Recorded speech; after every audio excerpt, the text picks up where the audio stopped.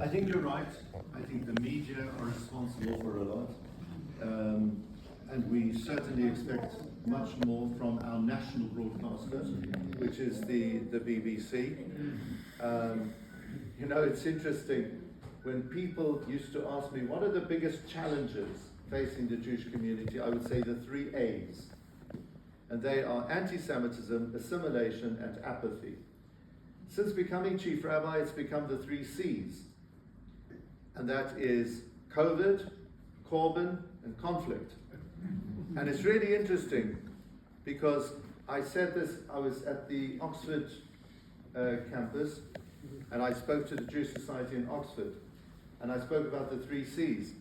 And a very bright student said, Chief Rabbi, you've got it wrong. It's not the 3 C's.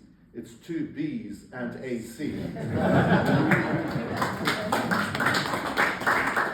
And I have a meeting every 6 months with the Director General of the BBC. They always agree with everything I say. They undertake to change everything, and nothing happens. Yeah.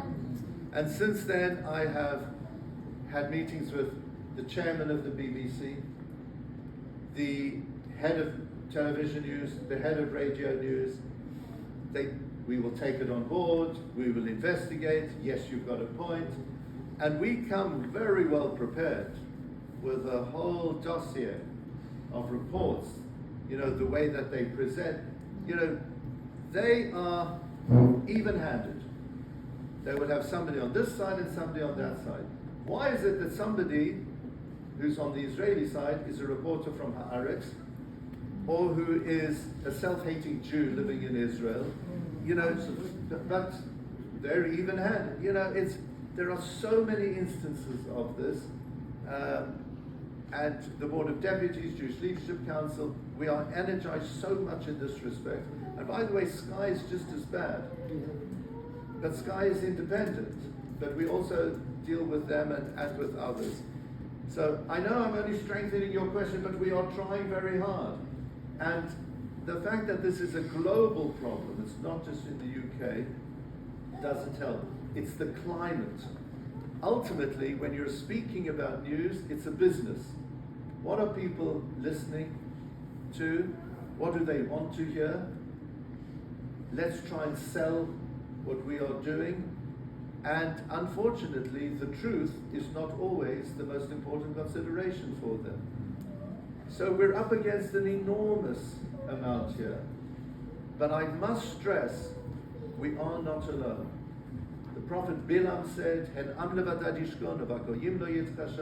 nation that dwells alone, not numbered amongst the other peoples. Today we are not alone. There are many governments which are more or less supportive of us, and we need to recognize this. Even our current government, okay, awful policies against Israel, but together with that, when I had a meeting with Keir Starmer 2 weeks ago, he said to me, the RAF, the British forces will always be on hand to save Israel. And that actually did happen when Iran attacked Israel first time round, and second time round they were there in a more supportive role. And there are certain security details which are passed between the countries and other matters. And I've also spoken to army chiefs here in the UK. They're 100% behind Israel, and the collaboration is enormous. And there are many positives of things which are happening. It's not all dark and bleak, but I wish it was better than what it is right now, because it is tough. Hi, I'm Paula Brazard. I sometimes think we don't do ourselves any favours from a press point of view.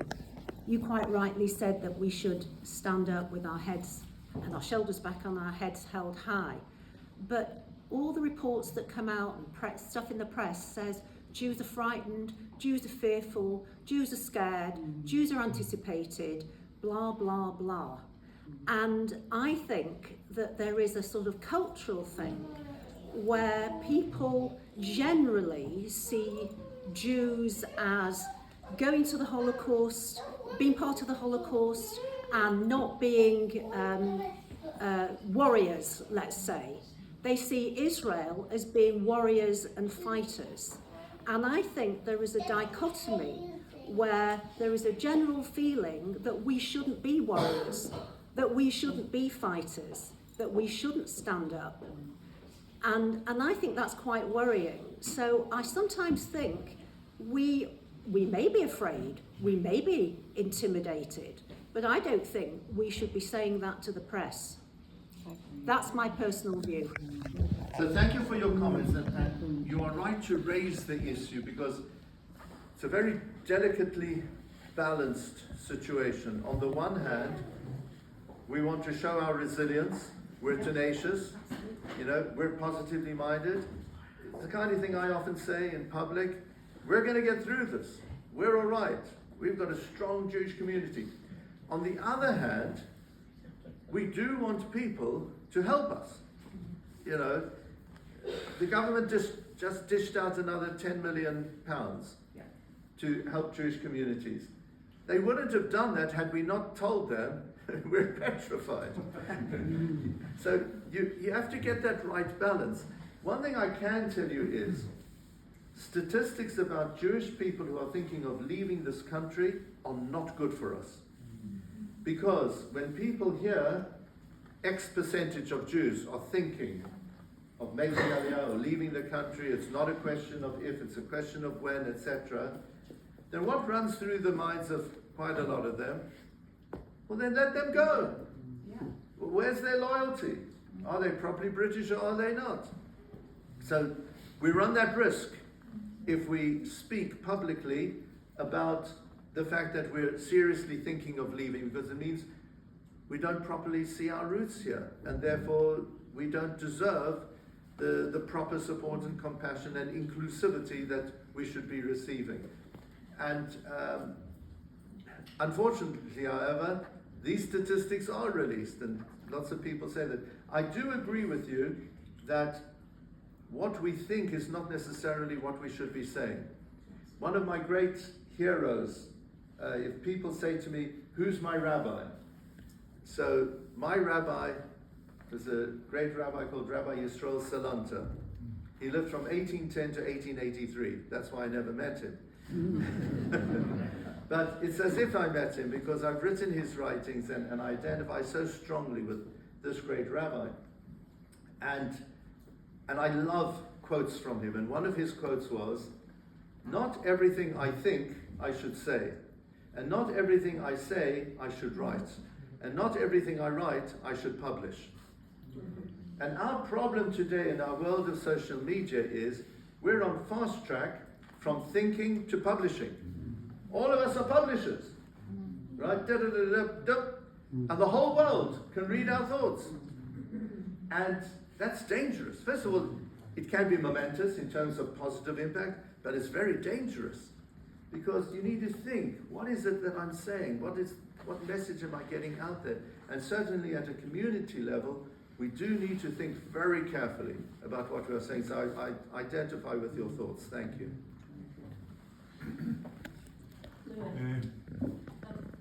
Yeah? Yes.